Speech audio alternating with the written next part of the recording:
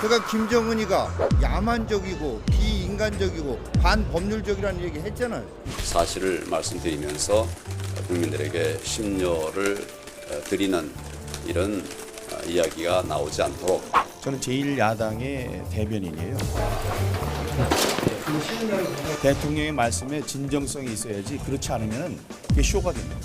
금요일날 그 연천의 이후에 주말에 또 헝가리 참사 관련해서 좀 구설이 올라서요.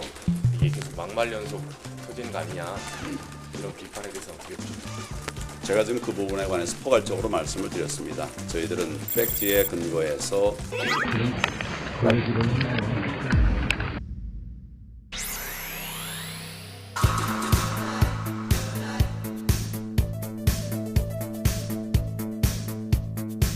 별개로 우리는 무삭제본으로 아무 얘기나 하지 뭐. 원래 민방위는 편하게 하는 거예요. 합세해서 합동 토론을 하는 게 아닌가 이렇게 오해를 하기도 하고 형님 동생하고 또 끝낼 수 있을지 저 그런 끈적끈적한 관계를 못 믿으니까. 자파진영의 정말 박 터질 것 같다는 생각이 들고 아니 그러니까 LG하고 두산하고 야구 좀 시합을 하면 각자 피파 중계를 하잖아요. 그냥 한번 만나보는 거예요.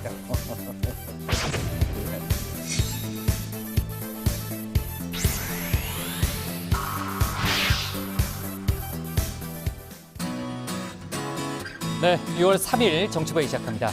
양 반장, 조금 전에 이제 영상에도 봤지만 유시민 노무현재단 이사장과 홍준표 전 한국당 대표가 드디어 이제 합동 방송을 했잖아요. 그 뭐 상당히 뭐 격렬한 토론이 이어졌겠네요.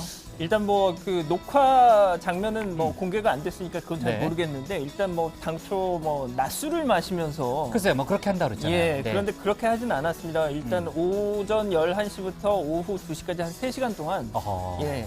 일단 강남의 모 스튜디오에서 녹음을 했다고 하더라고요. 그래요? 오늘 밤 10시에 방송입니다. 유시민 이사장이 끝나고 나서 재밌었다 이렇게 얘기하는 걸로 봐서는 정말 팽팽하게 주거니 받거니 했겠네요. 일단 뭐 네. 자기들끼리 의견이 맞는 부분도 있었고 네. 상치하는 부분도 있었다고 하더라고요. 좋습니다. 최 반장, 그 어제 여야 원내대표가요, 그 주말인데도 만나가지고 국회 정상화 방안을 논의했지만 결국은 뭐 타결을 보는데 실패했잖아요. 오늘 국회 분위기는 어때요? 지금 뭐 어제 안 그래도 주말임에도 불구하고 만났지만 지금 결렬이 되었잖아요. 글쎄 지금 말이에요. 여야 예. 모두 특히 민주당과 한국당 모두 서로에게 지금 책임을 돌리고 있는 상황인데 네. 이런 가운데 문재인 대통령이 잠시 그러니까 며칠 후에 이제 그 불교력 3기부 순방을 가잖아요. 맞아요. 그 전까지 국회 정상화가 되길 네. 기대한다라고 했는데 사실상 뭐 이번 주 안에는 좀 정상화가 되게 해달라라는 당부를 요청을 한 것 같습니다. 추경안 때문에 그렇죠, 지금. 그렇습니다. 네, 어제 뭐 취재한 건 아니죠, 주말에. 아, 그럼요. 주말엔 쉬어야죠. 아, 좋습니다. 들어가서 얘기 좀 이어갑시다. 갑시다. 네.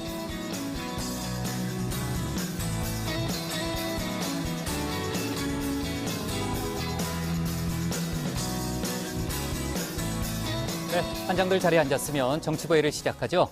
헝가리 다뉴브강 유람선 사고 엿새째를 맞고 있는데 주말 사이에도 실종자 수색에는 별다른 성과를 거두지 못했습니다. 다행히 오늘부터 강수위가 눈에 띄게 낮아지고 있고요. 물의 빠르기도 조금 이제 가라앉는 그런 분위기라서 수중 수색과 인양 작업에 속도를 낼 수 있을 거라는 기대는 나오고 있습니다. 사고 원인과 관련해서는 가해자 측인 바이킹 시긴호의 선장이 교신 없이 추월하다가 사고를 냈을 가능성이 일단 높아 보이고요. 사고 후 뺑소니 의혹 지금 뭐 주말 사이에 많이 나왔죠. 이런 가운데 강경화 외교부 장관이 오늘 오전에 중앙재난안전대책본부 대책회의를 직접 주재했고요. 그 이후에 문재인 대통령에게 사고 관련 내용을 보고했습니다. 조금 더 자세한 얘기는 이따 고반장 발제 때 이어서 해보겠습니다. 대우조선 해양 인수에 나선 현대중공업이 오늘 대우조선 옥포조선소에서 현장 실사를 하려 했지만 노조 측의 반대로 불발됐습니다. 실사단이 오전 오후 두 차례 진입을 시도했지만 물리적 충돌 없이는 들어가기 어렵다 이런 판단이 내려졌다고 하고요. 오늘 분위기를 보니까 노조 측도 쉽게 물러날 것 같지는 않습니다. 현장 실사를 둘러싼 조선소 주변의 긴장감은 당분간 계속될 그런 분위기네요. 그리고 정부가 추진 중인 주류세 개편안이 맥주나 막걸리부터 우선 종량세로 전환하고 소주 등 나머지 주종은 단계적으로 추진하는 방향으로 가닥이 잡혔습니다. 시장에서는 국산 맥주와 수제 맥주의 가격을 낮춰서 경쟁력을 높이면서도 국민 술로 통하는 소주 가격을 올리는 뇌관은 건드리지 않겠다. 이렇게 절충안을 택한 거 아니냐는 분석을 내놓고 있더라고요. 다만 같은 맥주라고 해도 캔 맥주나 병 맥주에 반해서 생맥주 가격은 조금 오를 수 있다는 그런 얘기가 나옵니다. 그쪽에 세금이 좀 올라갈 수 있대요. 네. 자, 오늘 정치부 회의는요. 먼저 최 반장 발제를 들어보면서 여전히 접점을 찾지 못하고 있는 국회 정상화 논의부터 살펴보고요. 오늘 다시 추경안 처리를 강조한 문 대통령 등 청와대발 뉴스와 외교안보 이슈를 이어서 다루겠습니다. 한국당 일부 의원의 막말 논란, 또 헝가리 유람선 참사 관련 속보도 짚어봅니다. 그럼 먼저 최종혁 반장의 발제부터 시작하겠습니다.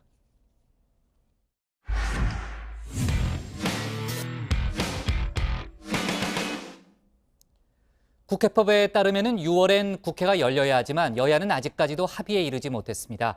추경안은 정부가 국회에 제출한 지 한 달 넘게 잠자고 있고요. 각종 민생 법안 처리도 늦어지고 있습니다. 민주당은 한국당을 향해서 조건 없는 국회 정상화를 요구했지만 한국당은 패스트트랙 지정 철회 없이는 국회 복귀는 어렵다고 맞서고 있습니다. 오늘 최 반장 발제에서는 진통을 겪고 있는 국회 상황을 자세하게 짚어보겠습니다. 네, 국회 정상화 참 멀고도 험한 길인가 봅니다. 타이밍이 생명인 추경은 정부안이 국회에 제출된 지 40여일이 되도록 심사조차 못하고 있고요. 민생 관련 법안 처리도 허송세월입니다. 민주당은 단독으로 국회를 소집하겠다며 한국을 압박하기도 했었지만 또 일방적으로 열었다가 역효과가 날 수도 있기 때문에 지금 조심스러운 분위기인데요.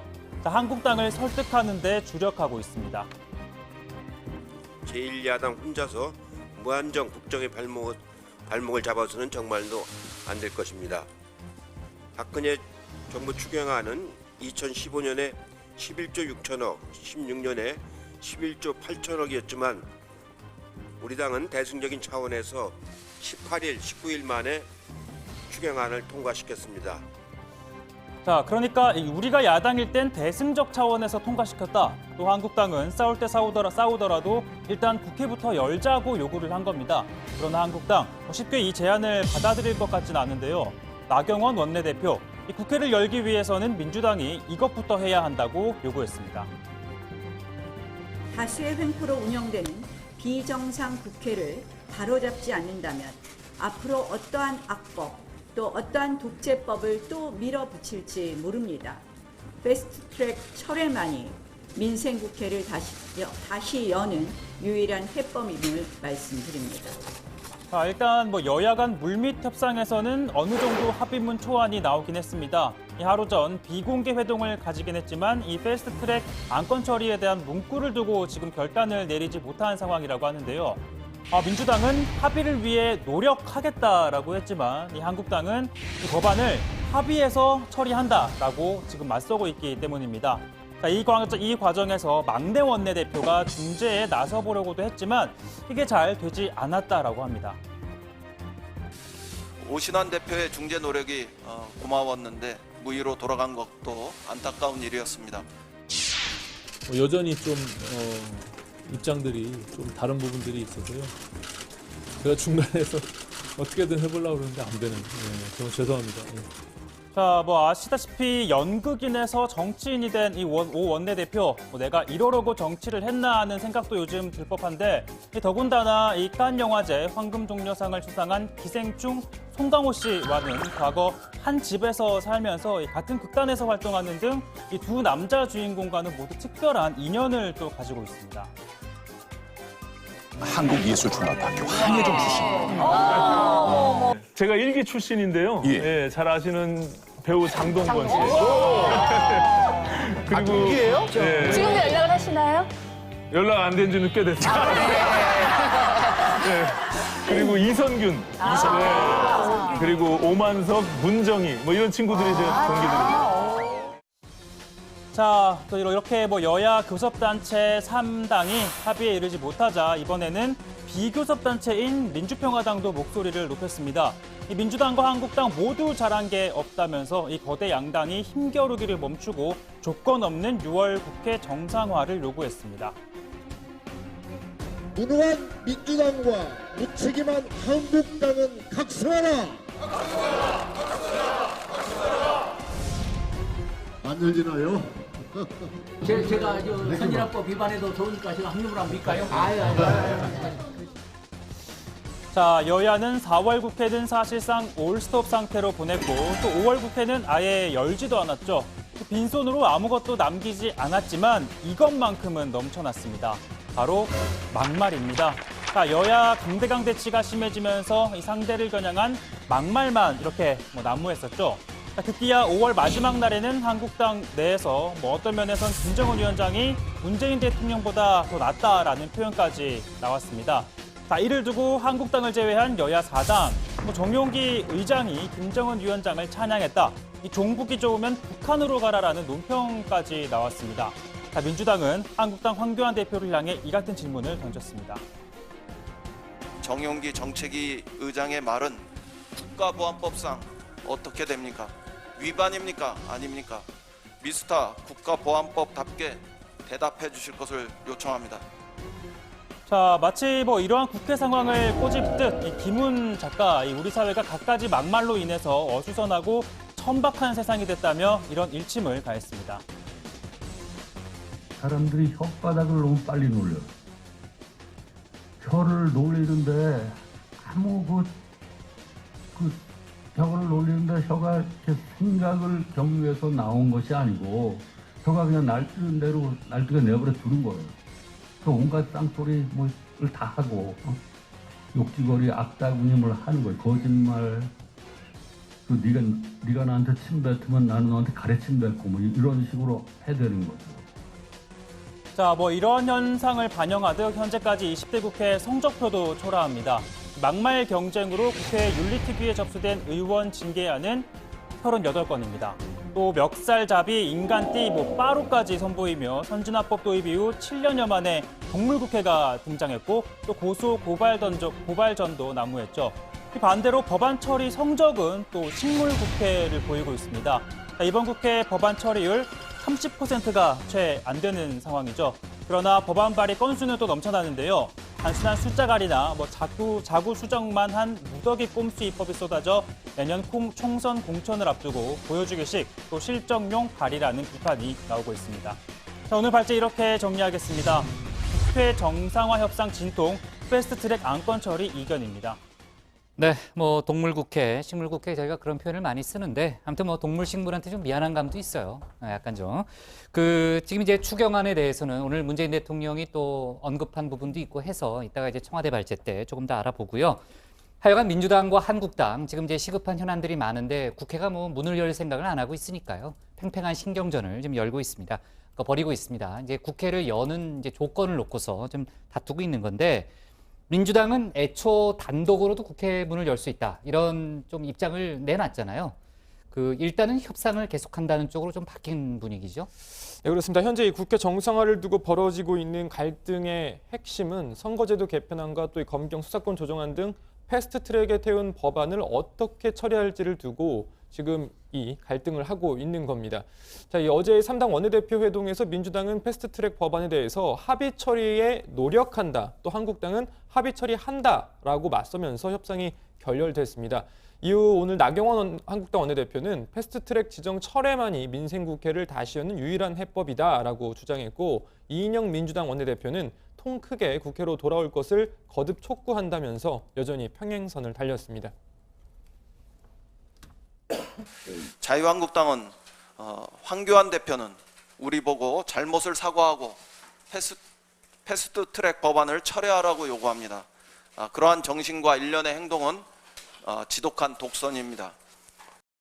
실제 유치원 3법 패스트트랙 결과를 한번 보십시오. 5개월째 논의조차 안 되고 있습니다. 이대로 묵혀두면 어차피 통과될 법이기에 여당이 적극적으로 논의에 나설 이유도 없어 보입니다. 네, 방금 보신 것처럼 양측의 입장이 워낙 팽팽해서 3당 원내대표 회동이 언제 이뤄질지 현재로서는 장담할 수가 없는 상황입니다. 다만 민주당 이인영 원내대표는 6월 국회 단독 소집 가능성에 대해서 아직 그럴 때는 아닌 것 같다라면서 조심스러운 입장을 보였고요. 역시 민주당 이원욱 원내수석 부대표 역시 단독 소집은 굉장히 무거운 주제여서 장기적으로 고민해야 한다면서 단순하게 결정할 문제는 아니라고 밝혔습니다. 네, 국회 얘기는 뒤에 다시 한번 해보고요. 법무부 과거사위 권고에 따라서 수사를 진행해왔던 김학의 수사단이 내일 이제 최종 수사 결과를 발표한다는 속보가 들어왔는데 그 김학의 전 차관과 윤중천 씨를 기소하면서 중간 수사 결과를 발표하는 거죠? 그렇습니다. 뭐 내일 최 반장 일 좀 하겠네요. 네. 최 반장 오늘도 열심히 일했어요. 예. 아무튼 이 수사단이요, 김학의 전 차관 구속 만기일이죠. 내일 이 김학의 전 차관 그리고 윤중천 씨 함께 재판에 넘기고 이 수사 결과를 발표합니다. 자, 김 전 차관은 윤중천 씨한테서 1억 3천만 원 상당의 금품, 또 100차례가 넘는 이 성접대를 받고 사업가 최모 씨한테서 이 3,900만 원 상당의 금품을 수수한 혐의를 지금 받고 있습니다. 자, 윤중천 씨는요, 이 여성 이모 씨를 성폭행하고 김학의 전 차관 등 이 사회 유력 인사들에게 이 성접대를 강요해서 상해를 입힌 혐의, 또 40억 원 이상의 사기, 알선 수재, 공갈 혐의 받고 있습니다. 자, 수사단은 이 김학의 전 차관에 대해서도 성범죄 의혹을 수사해왔지만 일단 입증이 어렵다고 보고 강간치상 등 혐의를 적용하지 않을 가능성이 커 보입니다. 자, 이뿐만 아니라 2013년 수사 당시 외압 의혹에 대한 결과도 내일 함께 발표를 할 예정인데요. 앞서 법무부 과거사위 당시 곽상도 민정수석과 이중희 민정비서관 등이 김 전 차관의 비위를 내사하던 경찰을 질책하고 또 경찰 수사 지휘 라인을 좌천시키는 방법으로 수사를 방해했다라면서 수사 공고를 했었는데요. 그동안 수사단은 대통령 기록관, 서울중앙지검, 경찰청 등을 압수수색해서 당시 작성 또 보고된 문건 등을 확보해 관련된 수사를 진행해 왔습니다. 사실 어느 쪽으로 결론이 내려지든 정치적인 폭발력이 큰 만큼 관련자들에 대한 당장의 소환 조사보다는 물증을 통해서 이 사실관계를 따지는 데 주력한 걸로 보입니다. 네, 내일 수사 결과 발표에 따라서 적지 않은 후폭풍이 예상이 되잖아요. 최 반장이 내일 잘 정리할 테니까 다시 한번 얘기를 해보고요. 그리고 이제 과거사위가 새롭게 수사를 촉구했던 이른바 윤중천 리스트에 대한 수사 여부는 아직 검찰 쪽에서는 결론이 나진 않은 분위기죠. 네, 이 법무부 과거사위가 한상대 전 검찰총장 또 윤갑근 전 대구고검장 등도 윤중천 씨와의 유착 의혹이 의심된다면서 수사를 촉구했지만 검찰은 수사 개시 여부를 놓고 고심을 거듭하고 있습니다. 국민적인 의혹을 해소하고 또 제 식구 감싸기라는 비판을 피하기 위해서는 수사를 멈출 수 없지만 곧바로 수사를 지시하기에는 이 혐의를 입증할 만한 단서가 충분하지 않다고 판단하기 때문입니다. 다만 윤 전 고검장이 과거사위 관계자들을 상대로 명예훼손 혐의로 고소를 했기 때문에 이를 수사하는 과정에서 유착 의혹의 진위가 일부 확인될 가능성은 있습니다. 다만 한 전 총장은 민사소송을 제기한 만큼 검찰의 개입 여지가 없기 때문에 한 전 총장에 대한 수사로 범위를 넓히려면 이 총장의 지시가 있어야 합니다. 네, 지금 이제 고 반장 얘기대로 문무일 검찰총장의 결단이 남은 셈인데 사실 이제 문 총장의 임기가 얼마 안 남았잖아요. 그렇기 때문에 어떤 결정을 내릴지 좀 더 지켜봐야 될 것 같고 차기 검찰총장 인선에 대한 그 속도 지금 빨라지고 있다면서요? 네, 청와대는 차기 검찰총장 인선과 관련해서 이 천거된 후보들 중 검증에 동의한 8명에 대해서 검증 진행 중이라고 밝혔습니다. 다만 후보군이 누구인지는 밝히지 않았는데요. 일부 언론에서는 청와대가 차기 검찰총장 인선을 위해서 봉욱 대검차장, 또 김호수 법무차관, 이금로 수원고검장, 윤석열 서울중앙지검장의 평판 정보를 수집 중이라면서 후보군이 4명으로 압축됐다고 보도하기도 했습니다. 청와대가 검증을 진행 중인 후보 가운데 3명 이상을 검찰총장 후보 추천위원회가 법무부 장관에게 추천을 하면 장관이 그 가운데 검찰총장 후보자를 대통령에게 제청하게 됩니다. 네. 자, 그리고요. 사법농단 의혹으로 기소된 임종원 전 법원행정처 차장 재판이 당분간 열리지 않게 됐는데 앞서 이제 임 전 차장이 증인들을 대거 신청했잖아요. 그래서 재판이 상당히 늘어질 수 있다는 지적이 나왔었는데 이번에는 재판부가 편파적이라면서 재판부를 교체해달라고 요구했다면서요? 그렇습니다. 임 전 차장 측 설명은 이겁니다. 이 재판부가 유죄 판결을 선고하겠다라는 예단으로 피고인의 방어권을 침해하는 등 부당하게 재판을 진행해왔다. 그러면서 이제 재판부 기피 신청을 한 거죠. 자, 형사소송법에 보면은 이 기피 신청서가 제출이 되면 이건 지연 목적이 명백하다라고 재판부가 기각하지 않는 이상은 기피 신청에 대한 그 결과가 나올 때까지 이 공판이 스톱되는 겁니다. 따라서 예정된 재판, 아까 국장 말씀하신 대로 모두 취소가 됐습니다.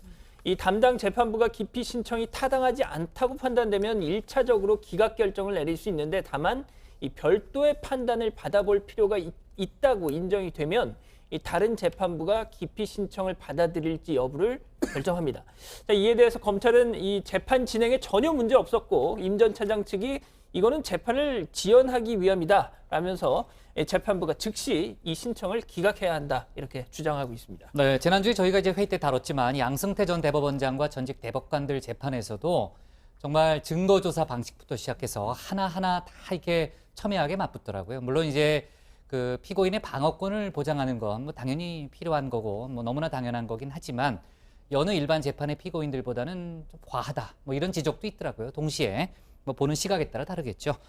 그리고요 앞서 식약처가 그 골관절염 유전자 치료제죠 인보사의 허가를 취소하고 또 제조사인 코오롱 생명과학을 고발 조치했잖아요. 검찰이 오늘 압수수색에 들어갔다면서요? 네, 2017년 국내 첫 유전자 치료제로 식약처의 허가를 받은 인보사 최근 식약처 조사 결과 허가 당시 제출한 자료에 기재된 연고세포가 아니라 이 종양을 유발할 가능성이 있는 신장세포가 사용된 것으로 드러났죠. 그래서 식약처가 인보사의 품목 허가를 취소하고 코오롱 생명과학 그리고 이우석 대표를 고발을 했습니다. 그리고 그에 따라서 오늘 검찰이 압수수색을 진행해서 이 개발 관련한 자료 등을 확보를 했다고 합니다. 앞서 식약처는 코오롱의 허가 당시 자료가 허위라는 사실을 알고도 제출했고 또 새로 확인된 사실을 고의로 은폐한 것으로 판단을 했는데요. 하지만 코오롱 생명과학 측은 이 초기 개발 단계 자료들이 현재 기준으로는 부족한 점이 있어 결과적으로는 품목 허가 제출 자료가 완벽하지 못했지만 조작 은폐 사실은 없었다면서 지금 의혹을 부인하고 있는 상황입니다. 네, 예정된 이제 수사 절차대로 가는 거죠. 이제 압수수색이 들어갔으니까 조만간 연구개발진 등 이제 코오롱 측 관련자들에 대한 소환 조사가 이어질 걸로 보입니다. 앞으로 속보가 더 나오겠네요. 예. 자, 오늘 기사 제목은요. 김학의, 윤중천 내일 기소, 수사 결과도 발표로 제목을 잡겠습니다. 다음은 신혜원 반장의 발제를 들어보겠습니다.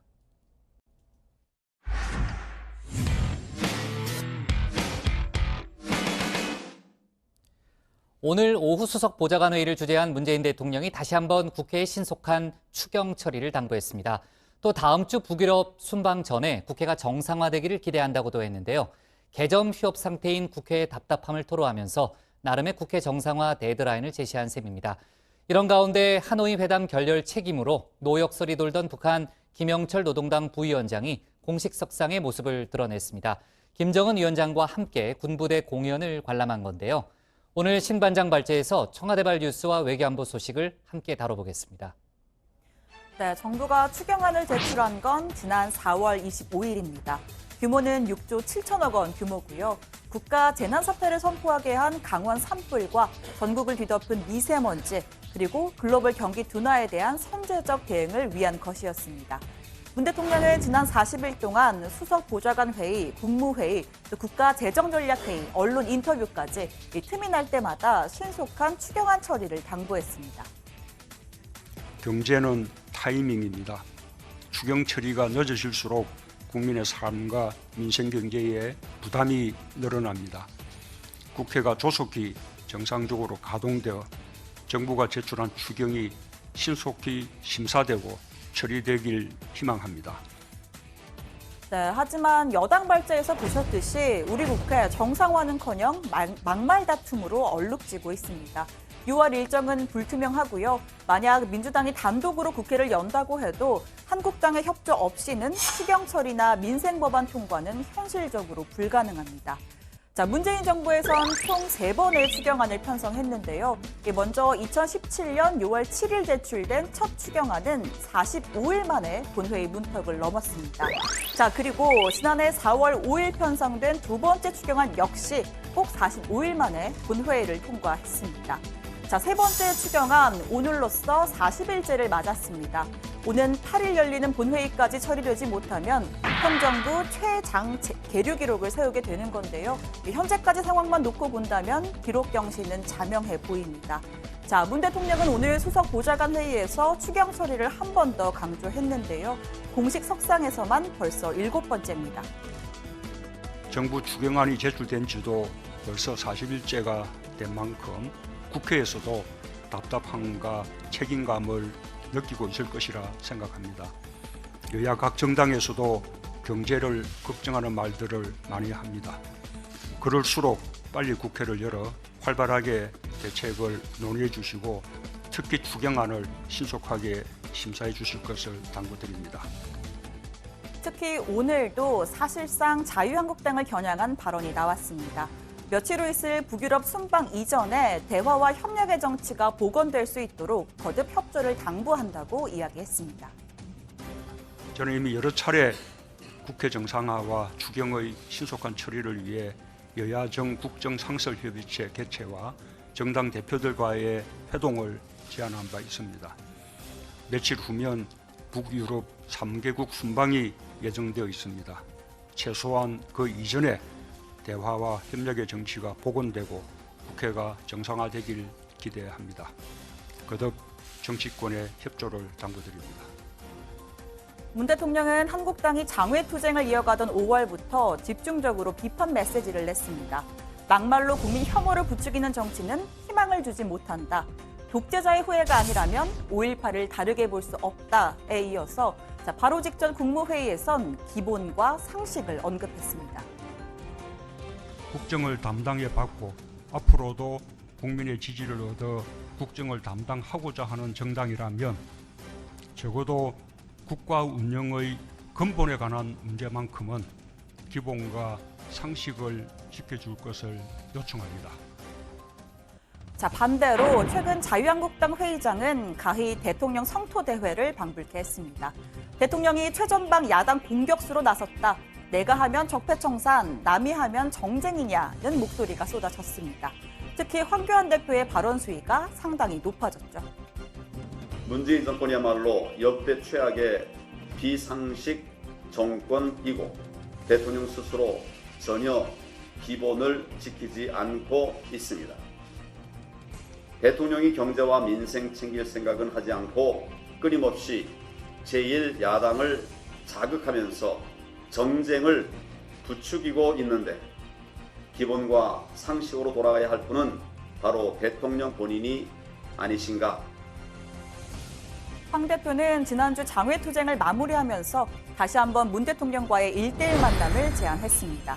경제정책을 바꾸면 한국당이 앞장서 돕겠다. 진정성이 있다면 못 만날 이유가 없다는 주장이었습니다. 하지만 청와대는 한국당이 국회로 돌아오는 게 먼저라고 응답했습니다. 회담 형식도 국회에서 정리되어야 한다면서 순리에 맞는 방식을 기대한다는 입장입니다. 주제를 좀 바꿔보겠습니다. 북한 김정은 위원장이 지난달 단거리 미사일 도발 후 이어진 잠행을 깨고 23일 만에 공개 활동에 나섰습니다. 이틀 연속 군수공장을 시찰하는 모습을 공개했는데요. 지금 보시는 이곳 엔진과 미사일 부품을 만드는 것으로 알려진 형남기계종합공장입니다. 김 위원장은 이렇게 연회색 인민복 차림으로 곳곳을 돌면서 생산을 세계적인 수준으로 끌어올리라 당부했습니다. 대미 압박용이라는 분석과 함께 군수산업을 민간 분야로 확대하려는 의도라는 해석도 함께 나옵니다. 각종 기계 설비들을 마음먹은 대로 생산할 수 있는 주체적이며 자립적인 공장을 건설하려는 당 정책적 요구에 맞게 새세기 기계공업의 본부기 공장으로 꾸려야 한다고 다시금 강조하셨습니다. 그리고 어제는 부인 이설주 여사와 함께 이렇게 군부대 공연도 관람했습니다. 환한 표정으로 연신 박수를 치면서 공연에 몰입한 듯 하는데요.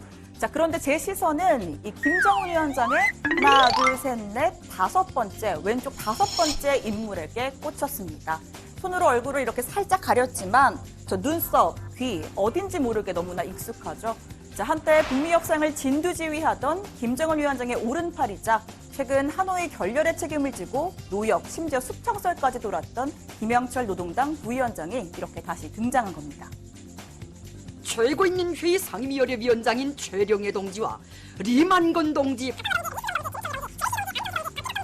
김영철 동지, 김수길 동지, 김기남 동지를 비롯한 당중앙위원회 간부들, 조선민군 지휘성원들, 중요 예술단체의 창작가 예술인들이 공연을 함께 보았습니다.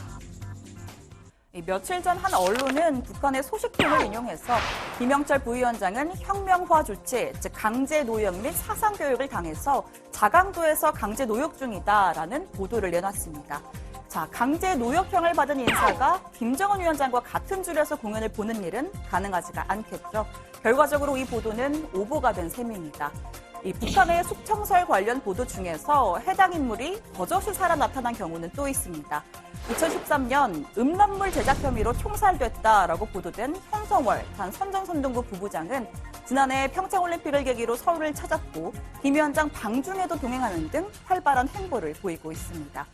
오늘 청와대 발자 이렇게 정리합니다. 노역설 김영철 건재 과시, 김정은과 버젓이 공연 관람입니다. 네, 이제 몇 가지 이제 오보 사례를 얘기했잖아요. 오늘 워싱턴 포스트를 보니까 이제 우리나라의 그 대북 관련 오보 사례를 좀 지적을 하면서 좀 문제가 있다는 식의 그런 좀 비판을 하더라고요. 그 김영철 노동당 부위원장이 50여일 만에 다시 모습을 드러냈죠. 한동안 모습을 보이지 않으면서 뭐 하노이 북미회담 결렬에 대한 책임을 지는 거 아니냐 이런 얘기가 좀 있었고, 조금 전에 이제 보도도 봤지만은 조선일보 같은 경우에는 아예 혁명화 조치를 당해서 지방에서 강제 노역을 하고 있다 이런 보도를 내놨지만, 일단 사흘 만에 이제 오보라는 것이 이제 확인이 됐죠. 네. 네, 북한 매체가 김정은 위원장이 어제 이설주 여사와 함께 이 군인 가족 예술 소조 공연을 관람했다라고 보도를 했습니다. 이 공연에 북한 주요 간부들이 출동했는데요. 아까 신반장 발제에서 보셨듯이 김영철 노동당 부위원장이 김정은 위원장 왼쪽에서 5번째 자리에 앉아서 함께 공연을 관람하고 있는 모습 공개가 됐습니다. 김 부위원장이 모습을 드러낸 건 지난 4월 중순 노동당 전원회의 최고인민회의 이후 50여일 만입니다.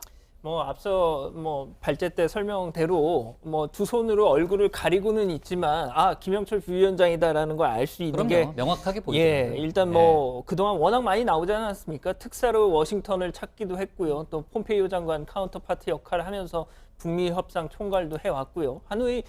그런데 이제 하노이 북미 회담이 결렬되면서 김정은 위원장이 상당한 충격을 받았다는 얘기도 있었고, 또 최선희 외무성 부상은 아예 국무위원장이 북미 대화에 의욕을 잃지 않을까 이런 얘기까지 공개적으로 했었고 말이죠. 그렇게 결과적으로 북미 협상 책임자인 김영철 부위원장이 문책을 받고 있다 이런 설이 제기가 됐었던 상황이었죠. 네, 그러니까 이제 문책을 받을 가능성이 있다는 것과 실제 문책됐다는 건 좀 많이 다른 얘기죠. 또 강제 노역을 하고 있다 이런 식의 보도는 오보인 건 분명해 보이고요.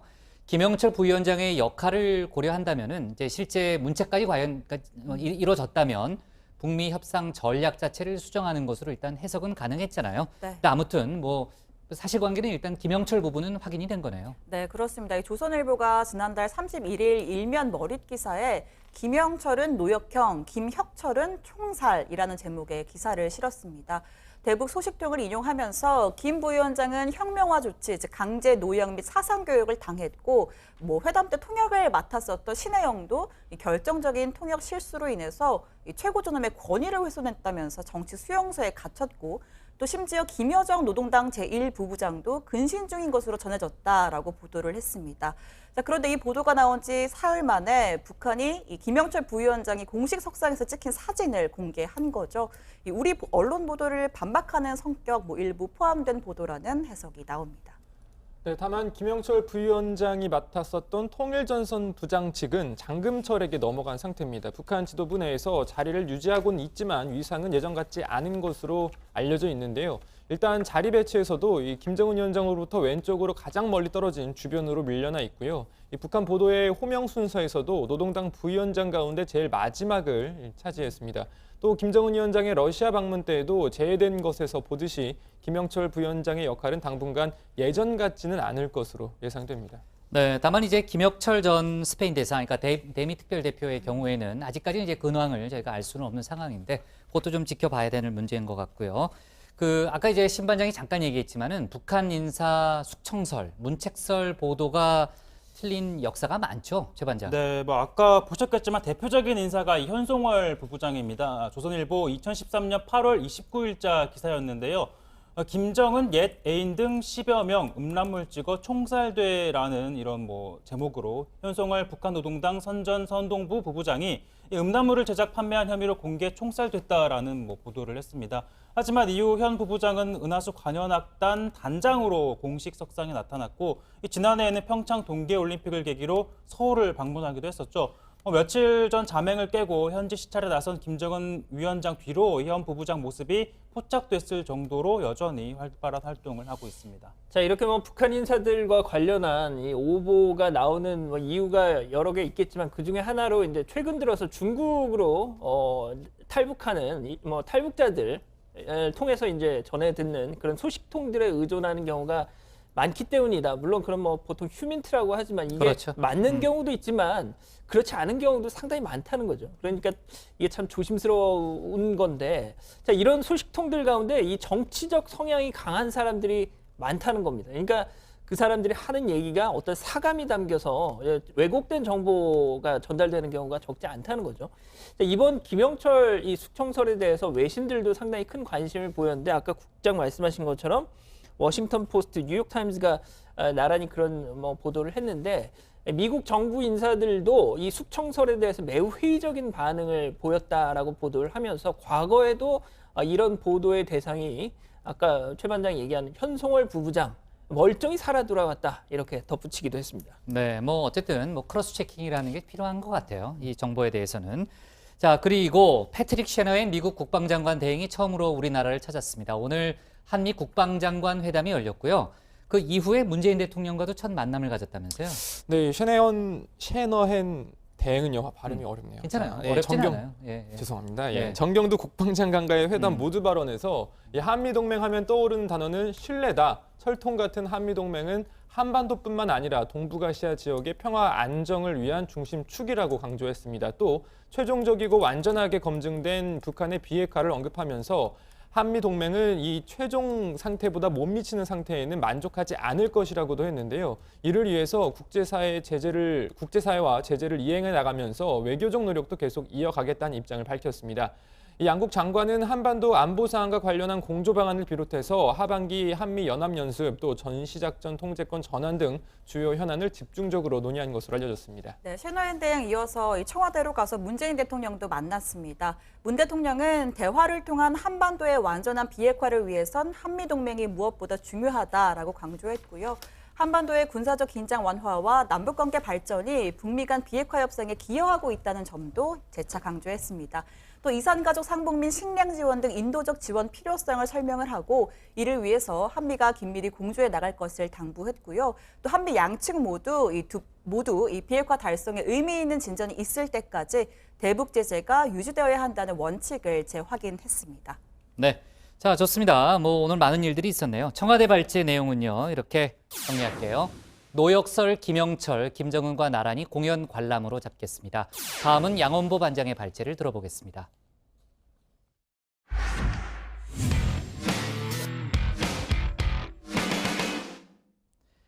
자유한국당 주요 당직자들이 잇따른 설화 논란에 휩싸였습니다. 황교안 대표까지 나서서 진화에 나섰지만 정작 당사자들은 잘못을 수긍하지 못하는 표정입니다. 황 대표는 오늘도 해당 발언들에 대해서 유감을 표명했는데요.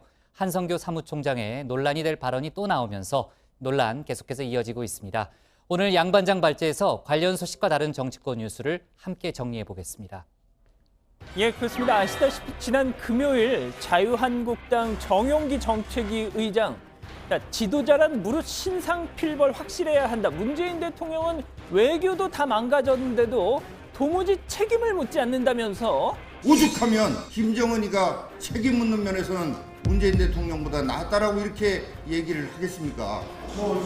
라고 했었죠. 자, 그런데 바로 그날 금요일 당일 민경욱 대변인 SNS에 논란거리를 또 던져놓죠. 헝가리 이 다뉴브강 유람선 참사 관련해서 자, 일반인들은 차가운 강물 속에 빠졌을 때 이른바 골든타임은 기껏해야 3분이다. 문재인 대통령이 헝가리에 구조대 파견하면서 중요한 건 속도다 이렇게 당부를 하자 하나만 한 말 하지 마라라는 차원에서 이런 비판을 한 겁니다. 이 물속에서의 골든타임 그리 길지 않다는 거 세상 모두가 다 알죠. 하지만 실종자 가족들의 마음을 헤아려서 모두가 알면서도 침묵하고 있는 거 아닙니까? 자, 이쯤 됐으면 진위가 뭐가 됐든 오해할 만한 발언해서 유감이다, 뭐 사과드린다, 깨끗하게 이렇게 정리를 했어야 합니다. 그런데 이 두 사람 사과인 듯 사과 아닌 사과 같은 말을 했습니다. 먼저 정용기 정책위 기자. 저의 지난 금요일 발언을 악의적으로 왜곡하려고 하는 이런 세력에게 빌미가 된 것을 우려하는 국민들이 계십니다. 이 부분에 대해서 유감의 뜻을 표합니다. 자, 글쎄요, 이건요 언뜻 들으면 왜 쓸데없는 말을 해서 저쪽에다 빌미를 줘 하는 지지자들에게 한 사과처럼 들리는군요. 자, 그렇다면 윤경욱 대변인은요? 거기에 대해서 내가 뭐 페이북에 나온 거 그 이상으로 할 말은 없습니다. 대통령의 말씀에 진정성이 있어야지 그렇지 않으면 그게 쇼가 됩니다. 이거는 사과가 아니네요. 예, 이건 사과가 아닌 것 같습니다. 자, 5.18 막말, 세월호 막말, 그 달 X 막말, 겨우 진정될 김이 보이는 상황에서 또 연이어 터져 나오자 황교안 대표, 이건 정말 이거 제대로 매듭을 짓고 가야 되겠다 판단했던 것 같습니다. 지난 금요일 당일에도 사과하고 오늘도 회의 끝나고 이렇게 유감을 표명했습니다. 국민들에게 심려를 드리는 이런 이야기가 나오지 않도록 앞으로 더욱 노력하겠다, 각별히 애쓰겠다는 말씀을 드립니다. 자, 그런데요, 황교안 대표 방금 보신 이 사과가 있기 한 30초 전에 황 대표의 말을 받아적기 위해서 당대표실 앞에서 이 대기하고 있던 기자들, 바로 그 기자들 쳐다보면서 한선교 사무총장, 최근 당직자들에게 육두문자 날렸던 한선교 총장, 이런 논쟁적인 표현을 툭 던진 겁니다.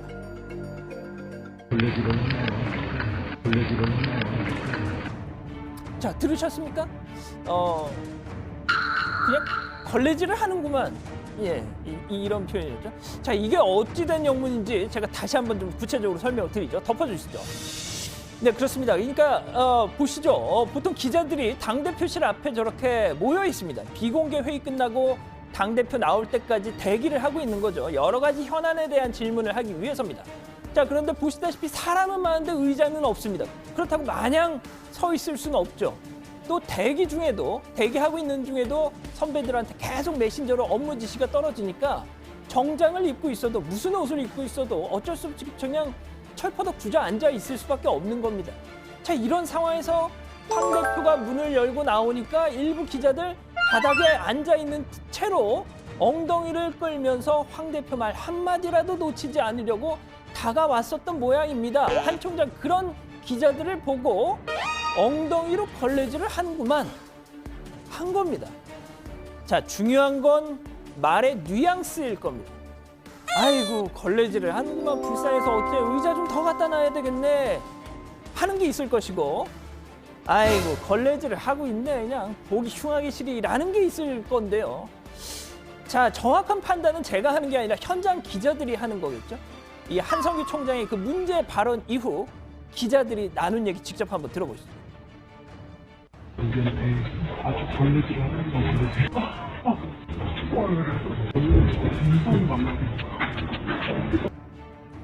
이 대화 속에 나오는 기자들만의 느낌인가 싶어서 저희 현장 취재 기자에게도 물었습니다. 걸레질하고 앉았네? 라는 그런 좀 안 좋은 뉘앙스였다는 겁니다.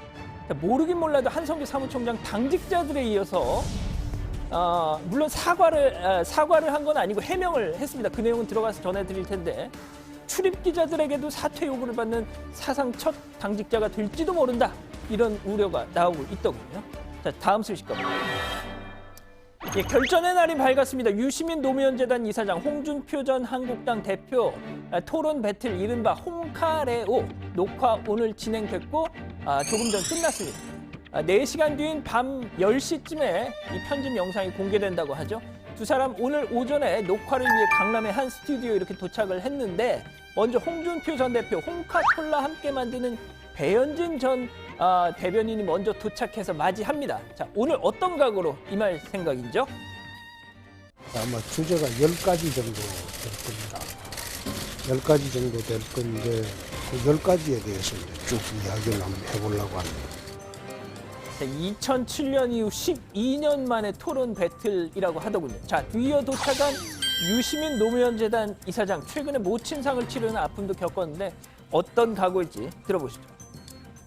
각자 따로 노는 것보다는 가끔씩은 같이 놀아도 괜찮지 않나 그런 생각이죠. 또 얘기하다 보면 서로 좀 더 잘 이해할 수 있게 되지 않을까요? 그런 정도. 예. 자, 오전 10시 20분쯤에 스튜디오 들어가서 오후 2시에 정확히 끝났다고 하더군요. 자, 오늘 준비한 소식은 여기까지입니다. 네, 한성교 사무총장의 걸레질 발언, 이제 뒤에 다시 얘기하겠지만은 본인은 이제 억울하다는 입장을 좀 표하고 있어요. 자기는 이제 그런 뭐 비아냥되거나 그런 의도가 아니었고 이제 정말로 기자들을 위해서 뭐 얘기한 것이다라는 입장인데 그건 뒤에 좀 얘기해 보고요. 다만 이제 현장에 있던 기자들이 이제 어떻게 그 뉘앙스를 받아들였느냐, 이게 상당히 또 중요한 기준일 텐데 전반적으로 다 불쾌하게 받아들였다, 그런 지금 분위기라는 거죠. 네, 그렇습니다. 사실 뭐 국회 저도 좀 출입을 했었지만 국회 출입하다 보면 저런 상황이 굉장히 비일비재하게 있습니다. 그러니까 당 지도부나 고위 관계자들이 이제 회의 끝나고 나올 때 어떤 얘기를 할지 이렇게 기다릴 때 이렇게 바닥에 앉아서, 왜냐하면 노트북으로 또 이렇게 다 쳐야 되잖아요. 그러니까 이렇게 앉아서 이렇게 대기를 하는 경우가 많은데 자리가 따로 있는 게 아니니까 그냥 이렇게 차가운 맨바닥에 철퍼덕 앉아 있는 겁니다. 그러다가 갑자기 문이 열리면서 당대표라도 나오면 그 주위에 또 막 몰려들어야 하니까 노트북 들고 앉은 채로 이렇게 약간 이렇게 엉금엉금 가게 되는 건데, 하지만 그런 기자들을 보고 지금까지 저런 걸레질을 한다 이런 표현을 썼던 정치인은 저는 한 명도 보지는 못했고요. 한성교 총장 해명이 나왔는데 여기자들이 참대 않는 게 걱정돼서 그런 말을 했다라고 하는데, 네, 잘 모르겠습니다. 네. 네, 지금 한 총장 해명 얘기했는데 그 해명이 좀 길어요. 더 있어요. 어떤 내용이에요? 방금 이제 신반장이 말한 것 말고도 공식 입장문을 또 냈더라고요. 이 기자들의 취재 환경이 열악해서 이 고생한다라는 생각에 한 말이다. 이 상대를 비하하려 했던 게 아니다라고 해명을 했고요. 더 이상 오해의 소지가 없기를 부탁드린다. 앞으로 최고위 회의가 끝나고 회의장 안에서 취재를 할 수 있도록 검토를 하겠다라는 입장을 내놨는데, 이것 외에도 좀 여러 언론과의 또 전화 인터뷰를 통해서도 지금 해명을 내놨습니다. 맨바닥에 앉는 말진 기자들한테, 그러니까 막내 기자들한테 항상 마음이 안 좋아서 한 얘기다라고 했는데요. 특히 여기자들이 맨바닥에 앉으면 찬데 있으면 안 되는데 하는 그런 염려의 얘기였다면서 이 바닥에 앉아 엉덩이를 앞으로 끌고 가는 걸 보고 마음이 안 돼서 얘기했다라고 합니다. 글쎄요, 염려를 하는 차원에서 하는 말이었다면 걸레질이라는 표현보다는 훨씬 좀 온정이 서려 있는 다른 표현도 있었을 것 같지 않을까 싶습니다. 네, 어쨌든 소통을 잘못한 건 그 해명을 충분히 받아들인다 하더라도 어쨌든 소통의 실패는 분명해 보이고요. 이제 한성교 총장 입장에서 생각을 해보자면은 예전에 그 비슷한 얘기를 한 게 있다면서요? 무슨 걸레질과 관련된. 맞아요? 예. 그 혹시 그 준비되어 있는 거 있어요? 예, 한번 보고 잠깐 좀 가시죠. 듣고 갈까요? 예. 네. 아니 맨바닥에 앉으면 안 된다. 네, 그러니까 이제 예전에도 지금 얘기는 뉘앙스가 조금 달라 보여요. 예. 그죠? 오늘 오늘 얘기한 것하고 하여간 아까 최 반장도 얘기했지만은 그 정말 걱정이 돼서 하는 얘기였다면은 조금 다른 방식으로 표현하는 게 훨씬 더 좋았겠다는 생각이 드네요. 네. 그렇습니다.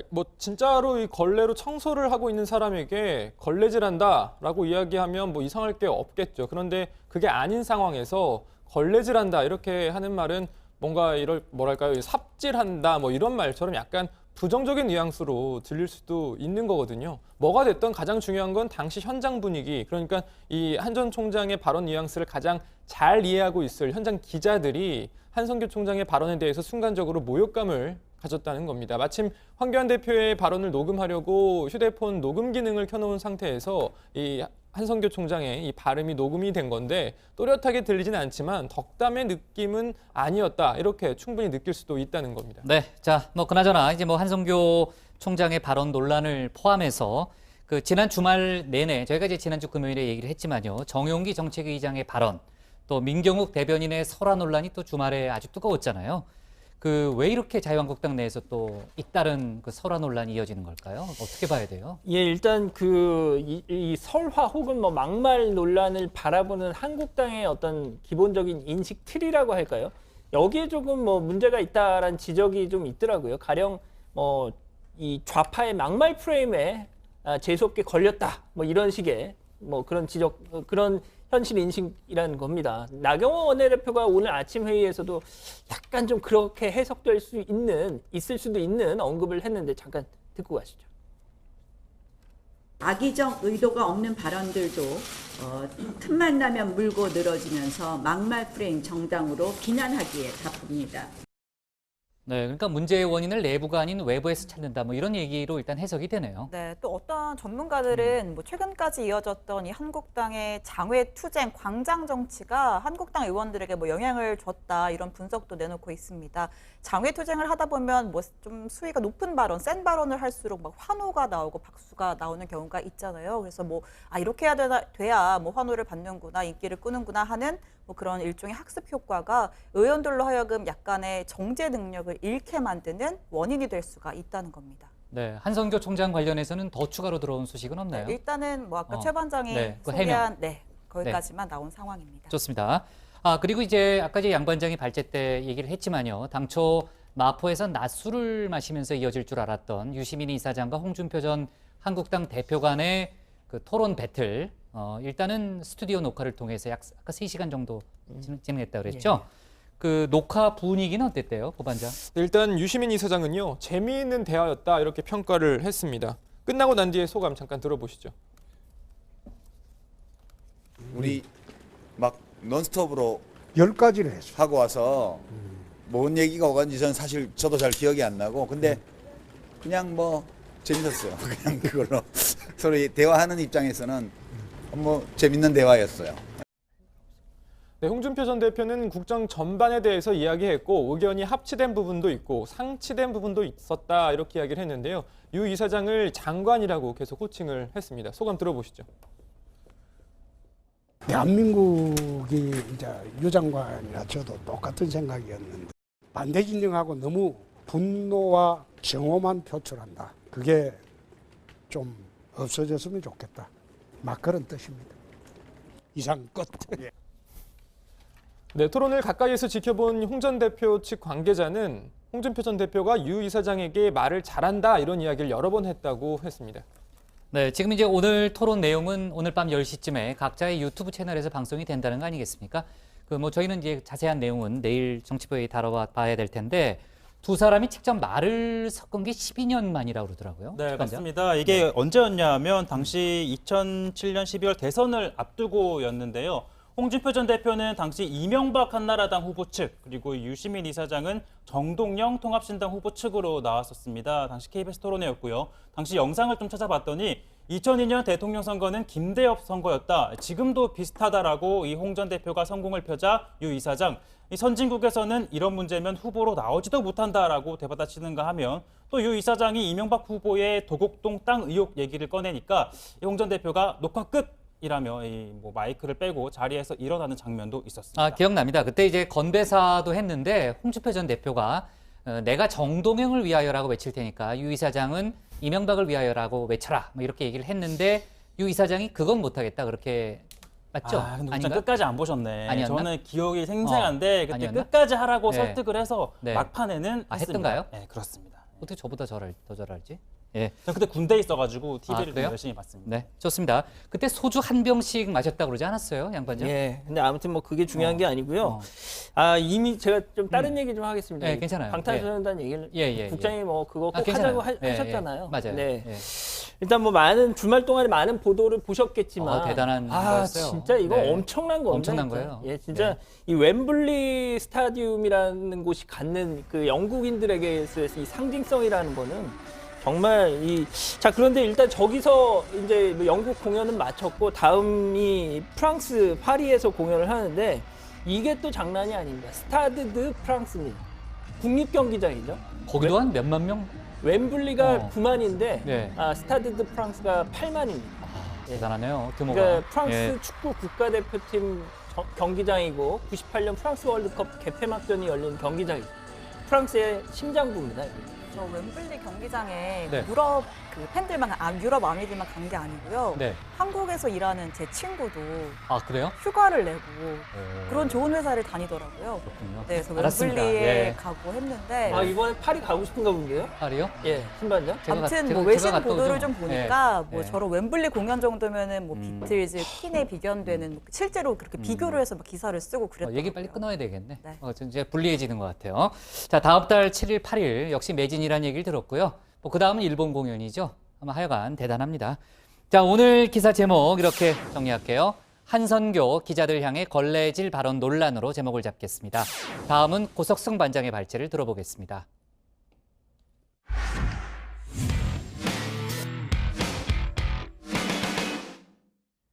헝가리 부다페스트 유람선 침몰 참사가 발생한 지 엿새째를 맞았지만 실종자 숫자 여전히 줄지 않고 있습니다. 우리 국민 19명을 포함한 21명이 실종된 상태죠. 헝가리 당국과 우리 정부는 주말 사이 수중 수색에 나설 예정이었지만 수위가 좀처럼 낮아지지 않는 데다가 물살도 여전히 거세서 결국 수색에 실패했습니다. 오늘부터 본격적인 조사에 들어간다는데요. 고반장 발제에서 관련 속보 자세하게 짚어보겠습니다. 네, 현재까지 7명 사망, 7명 구조, 21명 실종 상태인 헝가리 부다페스트 다뉴브강 유람선 참사 오늘로 엿새째입니다. 주말 사이에 실종자 숫자가 줄어들기를 모든 국민이 바랬건만 여전히 그대로입니다. 문제는 유속과 수위입니다. 당초 지난주 금요일 관련 소식 전하면서 수중 수색, 선체 인양 둘 다 임박했다고 말씀드렸는데요. 실제로 수색 시도 있었습니다만 결국 성공하지 못했습니다. 지난주 계속된 폭우로 다뉴브강 수위가 평상시보다 크게 높아진 데다 유속 역시 너무 빨라 잠수 작업 자체가 불가능했다는 겁니다. 대책본부장으로 현장을 찾았던 강경화 외교부 장관은 구조활동 상황을 이렇게 설명했습니다. 물의 속도가 너무 빠르고 잠수부 투입을 시도를 했지만은 잠수부가 이 물 아래로 내려가서 활동할 수 있는 그 안정된 여건이 지금 전혀 보장이 안 되는 상황이어서 일단 본격적인 잠수 작업이 시작이 안 되고 있고요. 그래서 지금은 이제 수면 위에서 배로 또 헬기로 이제 계속 수색 작업은 하고 있고 그 범위를 계속 넓혀 나가고 있습니다만. 네, 헝가리 현지 시간이 현재 오전 11시 조금 넘었습니다. 헝가리 정부는 수중 수색 대신에 선체 인양을 해야 한다 이런 입장이었지만 우리 정부는 헝가리 당국을 설득해서 경험이 많은 소방청, 해경, 해군 등 신속대응팀 구조대원들을 중심으로 수중 수색을 하겠다는 겁니다. 헝가리 측은 인양을 먼저 하겠다. 그런데 우리 측에서는 만약 인양을 하게 되면은 인양하는 과정에서 그 선박이 파손되거나 또는 유해가 손상을 입거나 또는 유해가 더 밑으로 이렇게 유실될 가능성이 높기 때문에 우리 측에서는 우선 잠수를 하겠다 이렇게 얘기를 했습니다. 우리는 세월호 경험도 많고 또 전문 기술들이 많이 있는 요원들이 있기 때문에 네, 한 2-3시간 전쯤 현지 회의에서 수중 수색 가능성을 알아보기 위한 잠수 작업을 하기로 결정했다는 소식이 들어왔고요. 또 현재 잠수 작업이 진행 중인 것으로 알려졌는데요. 자세한 소식은 들어가서 전해드리겠습니다. 강경화 외교부 장관은 오늘도 대책회의를 열었습니다. 강경화 장관은 마지막까지 희망의 끈을 놓지 않고 최선을 다해야 한다고 말했습니다. 현재까지 수색 그리고 선체 인양 등 과정에 진전이 없어서 너무나 안타깝고 비통한 심정입니다. 이번 사건 대응을 위해 범정부적인 역량을 모아 최선의 노력을 경주해 나갈 것입니다. 우선 헝가리 정부와의 양국 합동 수색 작업뿐 아니라 세르비아, 루마니아, 불가리아 등 여타 연안국과의 협력을 한층 더 강화하여 실종자 수색의 실질적 진전을 이룰 수 있도록 하겠습니다. 네, 강경화 장관은 오늘 회의 직후 문재인 대통령에게 현지 방문 상황과 관련 대책 등을 보고했습니다. 문재인 대통령은 이후 수석보좌관 회의에서 재차 사고 수습에 총력을 기울이겠다고 밝혔습니다. 여러 가지 악조건으로 구조와 수색에 제약을 받고 있어 더욱 애가 탑니다. 가족분들께서 기운을 잃지 않으시기를 바랍니다. 정부는 모든 외교 채널과 가능한 물적, 인적 자원을 총동원해 마지막까지 최선의 노력을 다할 것입니다. 네, 그리고 이 허블레아니호를 친 크루즈 바이킹 시긴호가 사실상 뺑소니였다는 분석이 나오고 있습니다. 추가로 공개된 영상을 보면 바이킹 시긴호가 허블레아니호를 치는 모습이 그대로 나옵니다. 결국 이 화면 끄트머리에서 보듯이요, 이 허블레아니호는 옆으로 기우뚱하다가 그대로 전복되고 맙니다. 바이킹 시긴호는 계속 전진하면서 화면 밖으로 사라집니다. 자, 그리고 시간이 좀 지난 뒤에요. 자, 지금 곧 나올 텐데요. 다시 화면 안으로 바이킹 시긴호의 모습이 잡힙니다. 후진을 한 겁니다. 그대로 20여 초 제자리 머물다가 다시 움직입니다. 자, 앞으로 가다가 후진을 했다는 건 그러니까 허블레아니호를 친 걸 알았다는 이야기입니다. 자, 심지어 영상을 보면요, 바이킹 시기노가 이 허블레아니호를 칠 때 바이킹 시기노 갑판 위로 사람들이 분주하게 움직이는 모습도 볼 수 있습니다.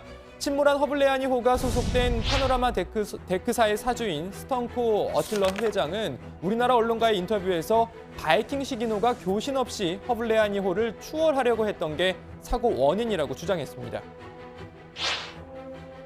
야경 투어를 위해 한 방향으로 많은 선박들이 이동하는 상황에서 다른 데를 추월해서 운항하려면 두 배 사이에 교신이 선행돼야 합니다. 그러나 크루즈선이 그러한 교신 없이 유람선을 추월하려는 과정에서 사고가 발생했습니다. 이런 의심은 수사를 통해 확인될 것입니다. 한편 바이킹 시기노의 선장, 지난주 헝가리 경찰에 체포돼 조사를 받고 있는데요. 현지 시간으로 지난 1일 구속영장이 발부됐습니다. 선장은 경찰 조사 과정에서 무죄를 주장하고 있는 것으로 알려졌습니다. Ennek az a lényege, hogy hibát nem követett el, tehát gyakorlatilag navigációs hibát ő nem követett el. Ez a lényege. Nyilván részletesebb vallomást tett tanúként, mai napon is ügyfelünk kifejezte részvétét az áldozatok tekintetében. Nagyon sajnálja, hogy részese volt egy ilyen balesetnek, amelyben ennyien életüket vesztették, illetve ennyien eltűntek. 바이킹 시기노의 선장은 우선 구속됐지만 정작 선체는 헝가리를 벗어난 지 오래입니다. 헝가리 정부가 선체 조사를 마치고 필요한 증거를 확보했다며 출항을 허가했던 건데요. 현재 최종 목적지인 독일 파사우에 도착한 것으로 보입니다. 우리 정부는 헝가리 정부에 바이킹 시기노의 가압류를 요청했습니다. 사고 원인 조사와 향후 배상 과정 등을 위해서입니다. 이번 참사 관련 보다 자세한 소식 들어가서 더 전해드리죠. 오늘 발전 이렇게 정리합니다. 참사 엿새째 정부 바이킹 시기노 가압류 요청. 네, 주말 사이에 실종자 수색 정말 간절하게 뭐 좋은 소식이 들려오길 기대했지만 아무튼 추가 소식은 들어오지 않았고요. 얘기를 들어보니까 수위와 유속 때문에 조사가 좀 어려웠다면서요? 결국은 물살입니다. 물살이 워낙 빨라서 성공하지 못했다고 하네요. 우리 정부 신속 대응팀도 현지 도착하고서 수중 드론을 이용해서 이제 선체를 보려고 했는데 역시 이 거센 물살에 드론이 계속 떠내려가서 촬영을 못했다고 합니다. 헝가리 잠수부 이야기 잠깐 들어보시죠. Búvárunk merült. Ugye amit ő tapasztalt, hát ugye küzdés volt, ugye a létrán ment le, a fenékig nem is tudott lemenni, tehát úgy kellett őt visszahívni végül, hogy jöjjön vissza, mert nulla a látótávolság szó szerint, tehát nem lehet látni semmit, csak tapogatva és úgy próbálni érzékelni. De igazából itt a sodrás is az azzal járó nehézségek, hogy egyszerűen fizikailag lehetetlenség lejutni. 자, 뭐 세월호 참사 때도 비슷한 논란이 있었던 걸로 기억이 되는데 지난 주말 사이에 헝가리 정부는 선체 인양부터 하자라는 의견을 내놨고 우리 정부는 이 선체를 인양하면 또 유실 가능성이 있기 때문에 일단 수중 수색부터 먼저 하자 이렇게 입장이 좀 갈렸답니다. 결국 우리 시간으로 오늘 오후 2시, 현지 시간으로는 오전 7시 우리 정부 그리고 헝가리 당국이 향후 구조 방법에 대해서 최종 결정 회의를 갖고 일단 수중 수색 가능성을 알아보는 잠수 작업을 하기로 결정했다는 소식입니다. 네, 잠수 작업에는 우리나라와 헝가리 잠수대원이 각각 2명씩 4명이 참여합니다. 다시 한번 정리를 해서 말씀드리면 수중 수색을 바로 하는 게 아니라 수중 수색이 가능한지 결정하기 위한 잠수인 겁니다. 그러니까 이 시야 확보 여부, 또 유속, 수위 등을 현장 잠수를 통해 종합적으로 따져보겠다는 겁니다. 지금 이 수중 수색 이 가능성 여부 잠수 진행 중인 것으로 지금 알려져 있는데요. 만약 이것이 가능한 것으로 결정이 되면 바로 수중 수색을 재개하겠다는 입장이고요. 만약 수색이 불가능하다고 판단될 경우에는 선체 인양 작업에 본격적으로 착수할 예정인 것으로 전해졌습니다. 네, 사고 영상이 추가로 공개가 됐잖아요. 그 바이킹호, 식인호가 뺑소니를 했다는 의혹이 점점 커지고 있네요. 네, 알고도 지나쳤다라는 글쎄요. 의혹인데요. 후진도 하고요. 네. 영상을 보면서 다시 설명을 드리겠습니다. 자, 충돌 지점인 다뉴브강의 머르기트 다리 부근입니다. 바이킹 식인호가 지금 보시는 것처럼 이렇게 교각 사이를 지나가는데 이 앞쪽에 보면 허블레아니호가 거의 붙어 있다시피 하는 게 보이죠. 자, 그리고 앞으로 계속 운항을 합니다. 이 과정에서 이 바이킹 식인호 갑판 위에 있던 사람들이 분주히 움직이는 모습도 보이고요. 이 식인호가 계속 앞으로 나아가면서 허블레아니호가 옆으로 전복이 되는 모습이 잡힙니다. 자, 그리고 저 배가 이렇게 지나쳐서 화면을 빠져나간 다음에 조금 뒤에 이제 나올 것으로 보이는데요. 예, 화면을 빠져나갔다가 조금 있으면 다시 이렇게 화면 안으로 등장을 합니다. 후진을 하는 것이죠. 자, 그리고 나서 20여 초가량 이 현장에 그대로 멈춰서 있다가 다시 이 화면 바깥으로 빠져나갑니다. 네, 저렇게 현장에 잠시 머물다가 다시 운항을 하는데요. 이후 45분 정도 더 운항을 한 것으로 지금까지는 알려지고 있습니다. 그러니까 이 사고가 난 걸 알면서도 별다른 구조 활동을 하지 않은 채 그냥 가버린 모양새인데요. 그 언론 보도 등을 종합해 보면 돌아온 바이킹 식인호에 있던 사람들이 구명조끼 대여섯 개를 빠져 있던 사람들을 향해서 던진 것으로 좀 보이긴 합니다. 그런데 이걸 구호 활동이라고 보긴 좀 어려워 보이고요. 앞서 보신 것처럼 헝가리 수사당국은 바이킹 식인호의 선장을 부주의, 태만으로 중대 인명사고를 낸 혐의로 지금 조사를 하고 있는데 현지 시간으로 지난 1일 법원에 구속영장이 지금 발부가 된 상태입니다. 일단 영장 발부하면서 우리 돈 6,200만 원 보석금을 내면 보석으로 석방될 수 있도록 했다는데 이 석방이 돼도 부다페스트는 벗어날 수 없다고 하네요. 이 헝가리 검찰은 이 선장 구속 상태에서 재판을 받아야 한다면서 일단 이의를 제기한 상태입니다. 네. 자, 아까도 얘기했지만 문재인 대통령이 오늘 강경화 장관의 보고를 받았고요.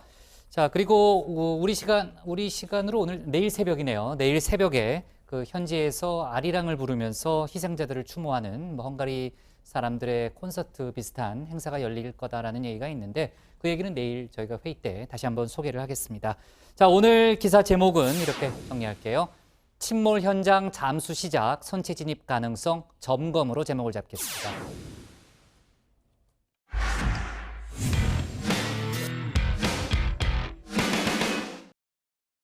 네, 미리 보는 내일 복국장의 60초 프리뷰 시작합니다. 검찰이 내일 구속 수감됐던 김학의 전 차관과 건설업자 윤중천 씨를 재판에 넘기고 중간 수사 결과를 발표합니다. 특히 자유한국당 곽상도 의원이 청와대 민정수석 시절 수사 외압을 행사했다는 의혹 등에 대해서도 그간의 조사 결과를 내놓습니다. 자세한 소식 내일 회의 때 전하겠습니다.